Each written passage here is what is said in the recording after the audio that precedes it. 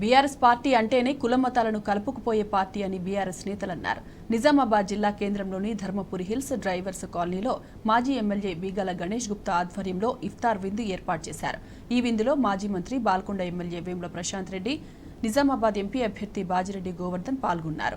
ఈ సందర్భంగా వారు మాట్లాడుతూ అన్ని మతాలను సమానంగా చూస్తూ ముస్లింల అభ్యున్నతికి బీఆర్ఎస్ అధినేత కేసీఆర్ కృషి చేశారన్నారు. నిజామాబాద్ ప్రజల చేతిలో ఓడిపోతానని తెలిసిన అరవింద్ నాకు ఓటు వేయొద్దు, మోదీకి ఓటు వేయండి అని అడుగుతున్నారని ఎద్దేవా చేశారు.